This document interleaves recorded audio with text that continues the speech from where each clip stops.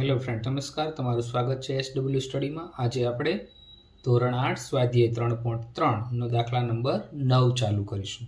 તો મિત્રો, અહીંયા તમને બે ચતુષ્કોણ આપ્યા છે. પ્રશ્ન શું છે કે RISK અને CLUE સમાંતર બાજુ ચતુષ્કોણ છે, તો આપણે ખૂણો x શોધવાનો છે. તો પહેલા આપણે ચતુષ્કોણ જોઈ લઈએ. રિસ્ક ક્યાં લખેલો છે? RISK. તો પહેલો ચતુષ્કોણ કયો થઈ ગયો મિત્રો? RISK. અને બીજો ચતુષ્કોણ CLUE. તો આ બે ચતુષ્કોણ આપ્યા છે અને એના ઉપરથી આપણે ખૂણો x છે એ આપણે શોધવાનો છે. તો મિત્રો, પહેલા જો આપણે ચતુષ્કોણ છે RISK સમાંતર બાજુ ચતુષ્કોણ છે. કેવો સમાંતર છે? સમાંતર બાજુ ચતુષ્કોણ છે.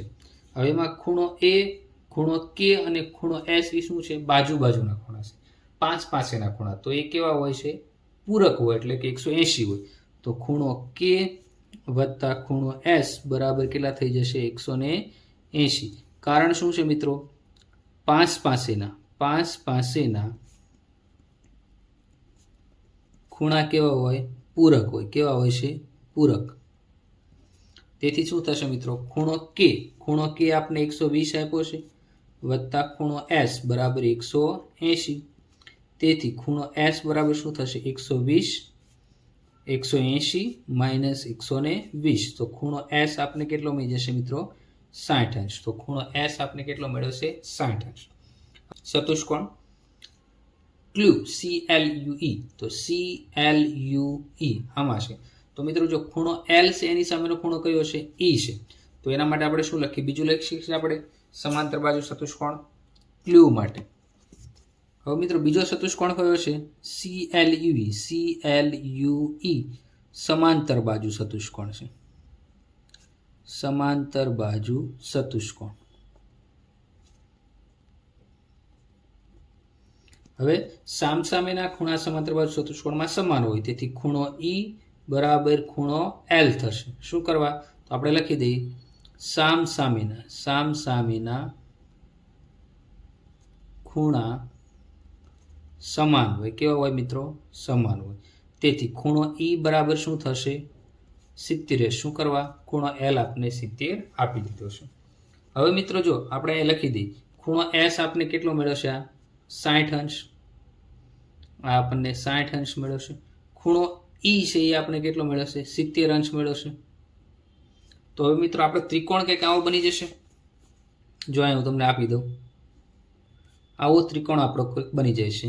અહીંયા આપણે છે ખૂણામાં જે નામ છે એને O આપી દઈએ. તો OSE. તો આ માપ આપણે કેટલું મળ્યું? 60 મળ્યું. આ માપ આપણે 70 મળ્યું. અને આ માપ આપણે શોધવાનું, એટલે કે આ આપણો શું છે? X છે. હવે ત્રિકોણના ત્રણેય ખૂણાનો સરવાળો કેટલો થાય? 180. તો આપણે લખી દઈએ ત્રિકોણના ત્રણેય ખૂણાનો સરવાળો કેટલો થાય મિત્રો? 180 થાય. તેથી ખૂણો E વત્તા ખૂણો S વત્તા ખૂણો O છે જે આપણો કયો છે? X બરાબર 180 થઈ જશે. ખૂણો E આપણી પાસે કેટલો છે? 70 વત્તા ખૂણો S કેટલો છે? 60 વત્તા ખૂણો X બરાબર 180 થઈ ગયા. હવે 70 અને 60 કેટલા થઈ જશે મિત્રો? 130 વત્તા ખૂણો X બરાબર 180. હવે ખૂણો X મેળવવા માટે આપણે શું કરશું? ખૂણો X બરાબર 180 માઇનસ 130. તો કેટલા મળશે મિત્રો? 50 અંશ. તો ખૂણો X આપણો કેટલો થઈ ગયો? 50 અંશ થઈ ગયો.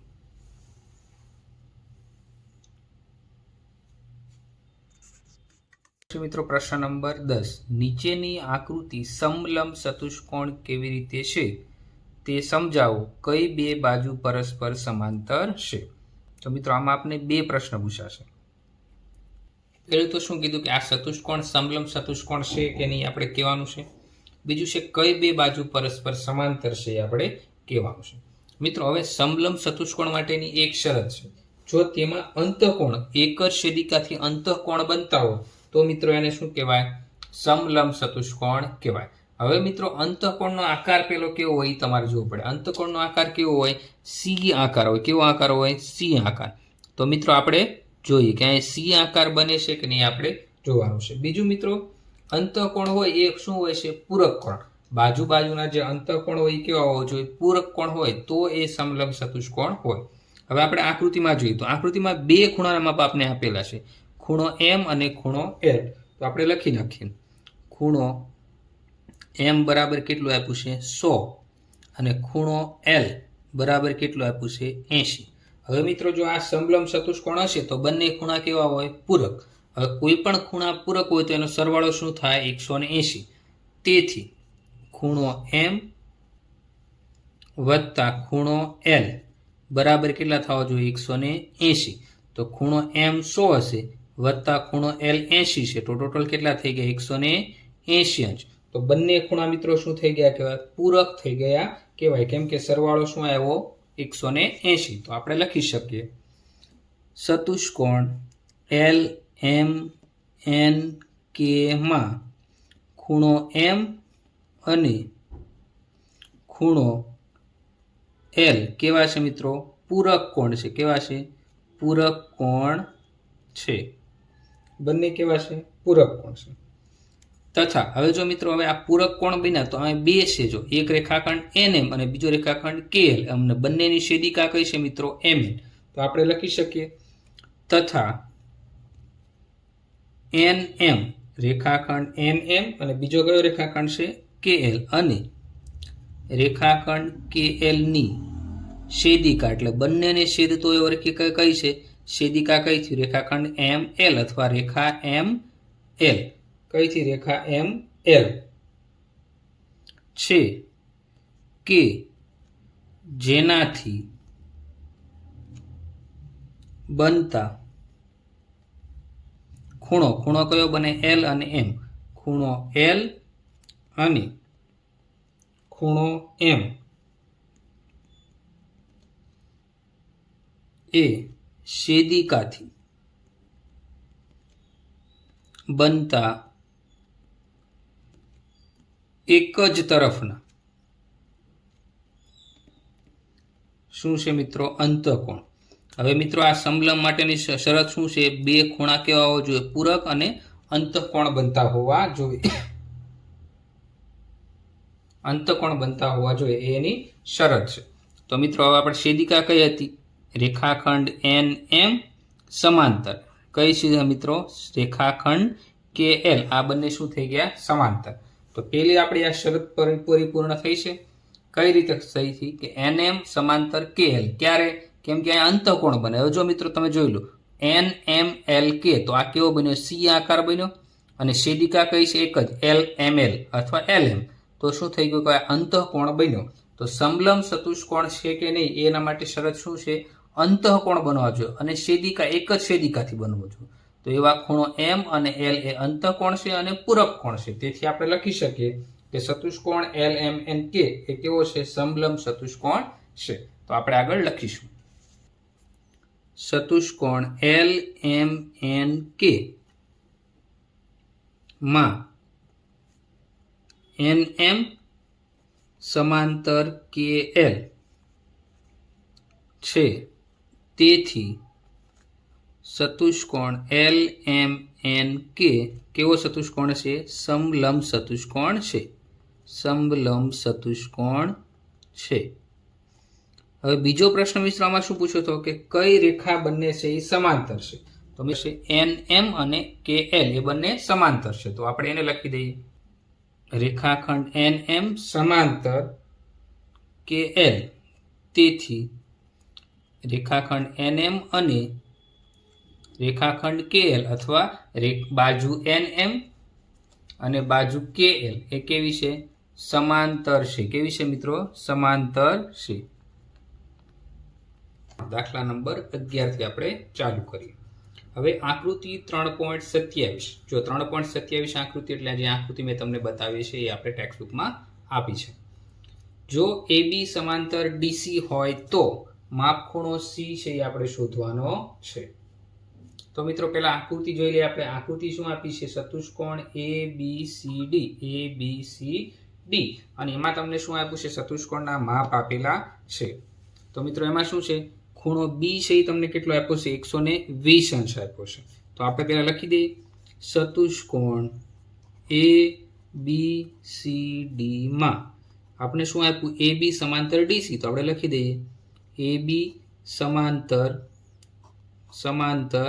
ડીસી પછી શું આપ્યું છે ખૂણો બી 120 તો માપ ખૂણો બી બરાબર કેટલો છે 120 અને આપણે શોધવાનો કયો ખૂણો છે માપ ખૂણો સી છે આપણે શું કરવાનો છે શોધવાનો છે તો એ પણ લખી દઈએ કે માપ ખૂણો સી બરાબર આપણે શોધવાનો હવે મિત્રો જો રેખા AB અને DC અથવા CD એની છેદિકા કઈ છે મિત્રો CB હવે જો હું આને આ રીતે લંબાઈ દઉં અને આને આ રીતે લંબાઈ દઉં આ બાજુ ઉપર લંબાઈ દઉં આ બાજુ ઉપર લઈ દઉં તો મિત્રો જો આ અંતઃકોણ થઈ ગયો એક તરફનો આ શું થઈ ગયો અંતઃકોણ થઈ ગયો તો આપણે આવું લખી શકીએ કે રેખા AB રેખાખંડ AB સમાંતર રેખાખંડ DC ની છેદિકા તો બંનેને જોડતી રેખા કઈ છે છેદિકા CB અથવા BC તો શું લખશું આપણે CB છે હવે જો મિત્રો હવે અંતઃકોણ બની ગયો જો C આકાર બની ગયો તો રેખા DC અને AB ની છેદિકા BC થી અંતઃકોણ બની ગયો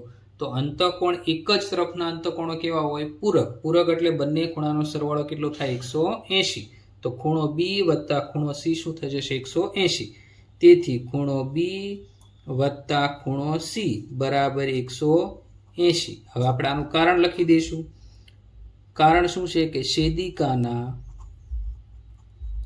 એક જ તરફના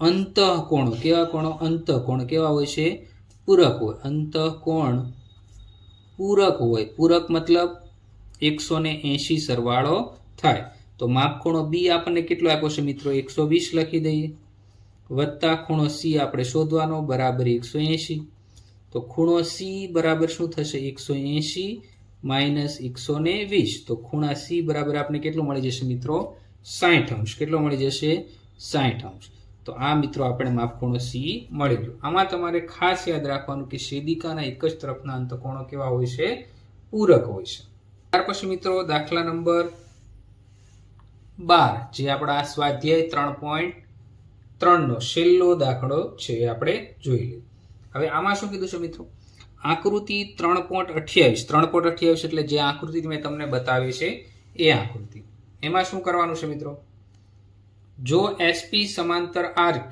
તો SP ક્યાં છે SP સમાંતર RQ તો ખૂણો P અને ખૂણો S નું માપ આપણે શું કરવાનું છે શોધવાનું છે તો એના માટે જે આપણે આપ્યું છે એ પહેલા લખી દઈએ તો આપણે કયો સમાન ખૂણો આપ્યો છે પહેલા લખી લઈએ જે માપ આપ્યો હોય ખૂણો Q બરાબર કેટલો છે 130 અંશ ખૂણો R મિત્રો જો અહીંયા ત્રિકોણ 90 અંશ આપ્યો છે જો આ નિશાની બતાવે 90 અંશ અને બીજો કયો ખૂણો છે ખૂણો Q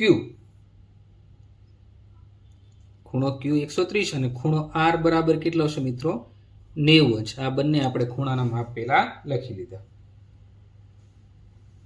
ત્યાર પછી મિત્રો જો ચતુષ્કોણમાં આપણે કયો ચતુષ્કોણ છે PQRS તો આપણે લખી દઈશું ચતુષ્કોણ PQRS માં રેખાખંડ SP સમાંતર રેખાખંડ RQ છે જે આપણે રકમમાં આપ્યું છે એ આપણે લખી દીધું હવે મિત્રો જો આને તમે લંબાઈ દો તો આ SP અને RQ એ બંનેની છેદિકા કઈ થશે મિત્રો જો QP આ SP આપણે આ રીતે લંબાઈ દઈએ અને RQ પણ ઉપર આપણે લંબાઈ દઈએ તો SP અને RQ ની છેદિકા કઈ થઈ મિત્રો PQ થઈ તો એના માટે આપણે કઈ રીતે લખી શકીએ કે રેખાખંડ SP તો આપણે લખી દઈએ રેખાખંડ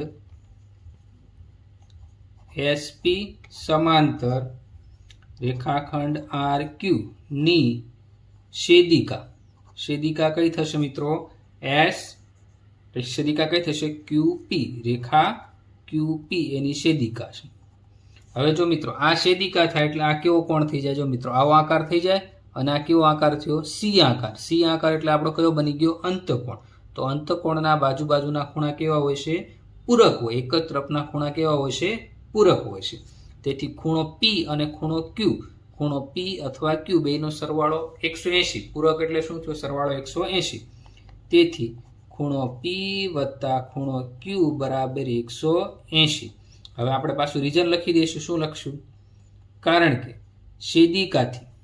છેદિકા કઈ થઈ QP છેદિકાની એક જ તરફના અંતઃકોણ કેવા હોય મિત્રો? પૂરક હોય. અંતઃકોણ પૂરક હોય છે. કેવા હોય છે? પૂરક હોય છે. પૂરક એટલે એનો સરવાળો કેટલો થાય? 180 થાય. તો આપણે લખી દઈએ ખૂણો P. હવે ખૂણા P ની કિંમત તો આપણે આપેલી નથી, તો ખૂણો P. હવે ખૂણો Q ની કિંમત કેટલી આપી છે? 130 બરાબર 180. તો ખૂણો P બરાબર શું થઈ જશે? 130 માઇનસ 180. તો ખૂણો P બરાબર આપણે કેટલું મળ્યું? 50 અંશ મળ્યું. તો આ ખૂણા P ની આપણને કિંમત મળી. હવે બીજો કયો ખૂણો મેળવવાનો છે? આપણે S મેળવવાનો છે.